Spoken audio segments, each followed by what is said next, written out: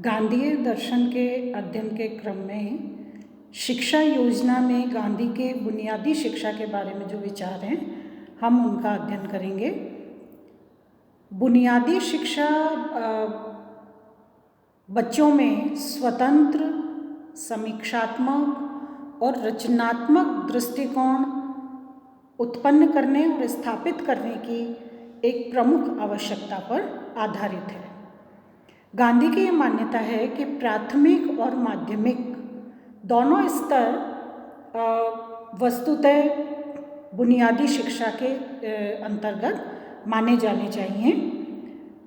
और बुनियादी शिक्षा बुद्धि, हृदय और शरीर तीनों के संतुलन युक्त विकास की नीति पर आधारित है। बुद्धि भी पुष्ट हो,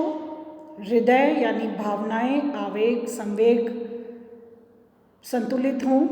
और शरीर स्वस्थ और पुष्ट बने, ये तीनों सम्मिश्रण बुनियादी शिक्षा में समाहित होने चाहिए। अगर एक भी पक्ष कमज़ोर रहता है, बुद्धि, आत्मा और शरीर या बुद्धि, हृदय और शरीर, भावना का पक्ष अगर अछूता रह जाता है, शरीर की स्वस्थता और पुष्टता का पक्ष यदि अछूता रह जाता है या बुद्धि का विकास नहीं होता, तो ये तीनों ही स्थितियाँ अपने आप में घातक हो सकती हैं। तो गांधी ने बुनियादी शिक्षा में एक प्रकार से विवेक या बुद्धि, आत्मा, हृदय और शरीर तीनों की सुदृढ़ता पर, पुष्टता पर बल दिया है। तीसरा, गांधी ये मानते हैं कि शिक्षा प्रणाली भारतीय आवश्यकताओं के अनुरूप होनी चाहिए। पाश्चात्य या अंग्रेजी पद्धति के आधार पर जो शिक्षा के नाम पर अलग प्रकार की व्यवस्थाएं की जा रही हैं, गांधी ने उसका समर्थन नहीं किया। तो गांधी ने बुनियादी शिक्षा को भारतीय आवश्यकता, भारतीय समाज की और राज्य की जो आवश्यकताएं हैं, उन आवश्यकताओं की पूर्ति का माध्यम बुनियादी शिक्षा होनी चाहिए और इस पूर्ति के माध्यम में एक प्रकार से जो विद्यार्थी हैं उनमें वो संस्कार का रोपण किया जाए ताकि भावी नागरिक के रूप में वे देश की आवश्यकताओं के अनुरूप विकास की नीति में अपनी भागीदारी सुनिश्चित कर सकें। इसके अतिरिक्त गांधी ने प्राथमिक और माध्यमिक शिक्षा को ग्राम की तरफ उन्मुख होने वाली आवश्यकता से जोड़ा है, क्योंकि उनका ये मानना है कि भारत जो है वो गांवों का देश है और अगर ग्रामीण परिवेश या ग्राम्य आवश्यकताएं इस शिक्षा नीति में फलित नहीं होती या उनका कोई लाभ या उनकी आवश्यकता की पूर्ति नहीं होती, तो ऐसी शिक्षा योजना भारत के लिए लाभकारी नहीं रहेगी। तो शिक्षा, प्राथमिक और माध्यमिक शिक्षा जो बुनियादी शिक्षा है, ये गांवों की तरफ उन्मुख होनी चाहिए और शिक्षा का प्रारंभ जो है वो अक्षर ज्ञान से करवाने की बजाय गांधी ये मानते हैं कि इतिहास, भूगोल, गणित, कताई, बुनाई या अनेक प्रकार की कलाएं, इन सब का मौखिक ज्ञान जो है वो बच्चों को प्रारंभ करवाना चाहिए। सभी प्रकार की स्थितियों का अक्षर ज्ञान करवाने के बजाय गांधी ये मानते हैं कि इन सभी प्रकार की कलाओं का जो हुनर है, हुनर के रूप में जो हमारे व्यवसाय का आधार बन सकते हैं आगे, उन सबको मौखिक रूप में उसके बारे में शिक्षा देकर बच्चों को तैयार किया जाए। इसके अतिरिक्त गांधी शिक्षा के प्रारंभिक चरण को एक प्रकार से गांवों के लिए बहुत आवश्यक मानते हैं और उसका मूल कारण ये है कि भारत की अधिकतम आबादी का निवास ग्रामीण परिवेश में है। तो ये जब बच्चों को मौखिक ज्ञान हो जाएगा इन सब विषयों का और कलाओं का, तो धीरे धीरे वो वर्णमाला और अक्षर ज्ञान की तरफ प्रवृत्त होंगे या अग्रसर होंगे। तो छोटे छोटे छोटे बच्चों की बुद्धि पर समय से पहले वर्णमाला और अक्षरों का और बोझ लाद कर एक प्रकार से शिक्षा के नाम पर उन्हें बोझिल बनाने की कोशिश की जा रही है। तो इसलिए गांधी ये मानते हैं कि बच्चों का स्वाभाविक विकास बुनियादी या प्रारंभिक शिक्षा में तब होगा जब अक्षर ज्ञान के रूप में एक बोझिल जो पाठ्यक्रम है या अक्षर ज्ञान के रूप में एक रटी रटाई पद्धति के आधार पर शिक्षा प्राप्त करने का जो एक कहना चाहिए कला या एक प्रकार का ट्रेंड विकसित किया जाता है बच्चों में, वो उनके स्वाभाविक विकास को रोक देता है। तो इसलिए छोटे बच्चों की बुद्धि पर समय से पहले अक्षर ज्ञान का बोझ न लादा जाए। इसके अतिरिक्त गांधी प्राथमिक और माध्यमिक शिक्षा में गणित, इतिहास, भूगोल के साथ साथ किसी न किसी प्रकार का दस्तकारी, हैंडीक्राफ्ट या उद्योग की भी शिक्षा देने का समर्थन करते हैं। विषय ज्ञान तो होना ही चाहिए, लेकिन साथ ही साथ कलात्मक या दस्तकारी का ज्ञान भी विद्यार्थियों को होना चाहिए। इसमें कपास या रेशम की बिनाई या उसकी सफाई, कताई या सूत काटना, रंगना, बुनना, इसी प्रकार सिलाई, हाथ से कागज़ बनाना, कुछ आर्ट पीसेस बनाना या फर्नीचर बनाना, तो और खिलौने बनाना, गुड़ बनाना,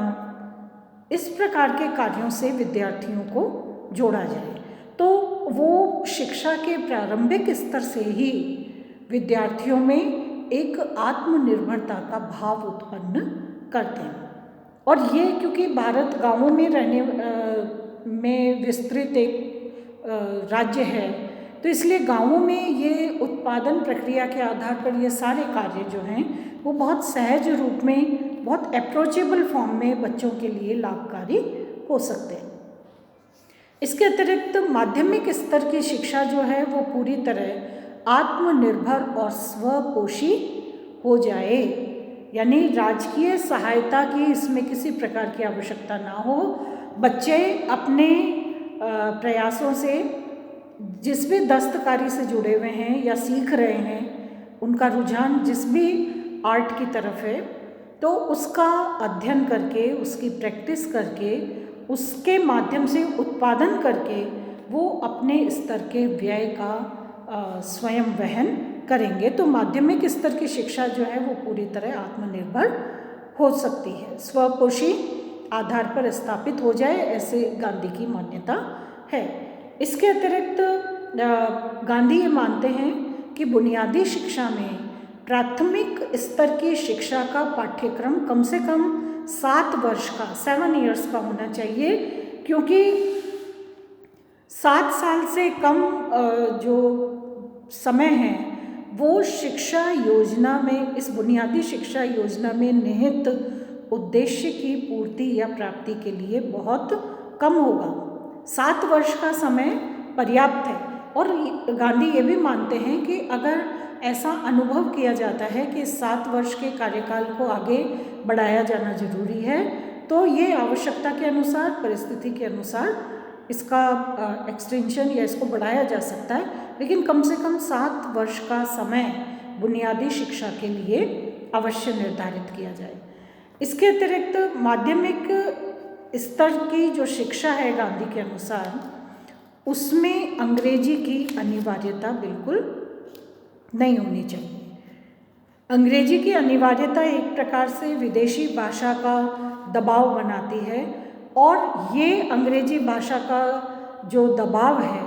ये हमारे देश की विद्यार्थियों की, समाज की किसी भी आवश्यकता की पूर्ति में बाधक ही रहेगा, ये साधक नहीं बन सकता। अभिव्यक्ति की जो मजबूती मातृभाषा में या अपनी भाषा में है वो विदेशी या अंग्रेजी भाषा में बिल्कुल नहीं हो सकती। इसलिए गांधी माध्यमिक स्तर तक की शिक्षा में अंग्रेजी की अनिवार्यता को स्वीकार नहीं करते। इसके साथ साथ शिक्षा का माध्यम जो है वो अपनी, विद्यार्थियों की अपनी मातृभाषा होना चाहिए। हाँ, लेकिन गांधी ये भी मानते हैं कि स्वेच्छा के आधार पर विद्यार्थी अन्य विदेशी भाषाओं का या अन्य भाषाओं का ज्ञान प्राप्त कर सकता है, इसमें कोई बाध्यता नहीं है। लेकिन अंग्रेजी भाषा की बाध्यता जो है वो विद्यार्थियों को प्रभावित न करे। इसके लिए गांधी ये भी मानते हैं कि सांप्रदायिक प्रकार की शिक्षा जो है वो प्रदान न की जाए, क्योंकि सांप्रदायिक आधार एक प्रकार का की संकुचित मानसिकता उत्पन्न करता है, जो संतुलित व्यक्तित्व है या पूर्ण व्यक्तित्व विकास की जो प्रक्रिया है उसे बाधित करता है। तो ये एक स्वतंत्र व्यक्तित्व के रूप में बच्चों को खुद निर्णय लेने दिया जाए, अनावश्यक रूप से उन्हें किसी सांप्रदायिक प्रकार की शिक्षा या धार्मिक शिक्षा से जोड़ने की कोशिश न की जाए। नैतिक शिक्षा, लेकिन गांधी ये जरूर मानते हैं कि नैतिक शिक्षा विद्यार्थियों को अवश्य प्रदान की जाए। समाज, राज्य और जीवन की आवश्यकता का जो मूल्य है, जो संस्कार है, वो नैतिक शिक्षा के रूप में रोपित किया जाए, ताकि एक सहज मानवीय दृष्टिकोण और नैतिक चारित्रिक गुणों का विकास जो है वो इस शिक्षा पद्धति के माध्यम से हो सके। तो बुनियादी शिक्षा को गांधी बहुत जिम्मेदारी का, बहुत उत्तरदायित्वपूर्ण कार्य प्रक्रिया से जोड़ते हैं, क्योंकि यही वो समय है जिसमें शिक्षा के नाम पर, शिक्षा के पाठ्यक्रम के आधार पर, शिक्षा की प्रक्रिया के रूप में विद्यार्थियों को भावी नागरिक की तरह से संस्कारित किया जाता है, उस प्रक्रिया को शुरू किया जाता है। इसलिए नैतिक और चारित्रिक गुणों का विकास करने के लिए नैतिकता या आध्यात्मिकता का पुट जरूर होना चाहिए। शिक्षा में किसी भी प्रकार का लिंग भेद नहीं होना चाहिए। बालक और बालिकाओं की शिक्षा में किसी प्रकार का अंतर न किया जाए, और माध्यमिक स्तर तक की बुनियादी शिक्षा जो है वो अनिवार्य कर दी जाए। उच्च शिक्षा कोई विद्यार्थी प्राप्त करना चाहे या ना करना चाहे ये स्वैच्छिक होगा, लेकिन माध्यमिक, प्राथमिक और माध्यमिक स्तर तक की शिक्षा प्राप्त करना, यानी बुनियादी शिक्षा प्राप्त करना प्रत्येक बच्चे के लिए, बच्चे और बच्चियों के लिए अनिवार्य की जाए। इसके अतिरिक्त बुनियादी शिक्षा योजना व्यक्ति और समाज दोनों के विकास का माध्यम बनेगी। एक ही साथ व्यक्ति अपना भी विकास करेगा, साथ ही साथ वो समाज और राज्य के विकास में भी अपनी सक्रिय भागीदारी निभा पाएगा, क्योंकि ये शिक्षा योजना व्यक्ति को इस रूप में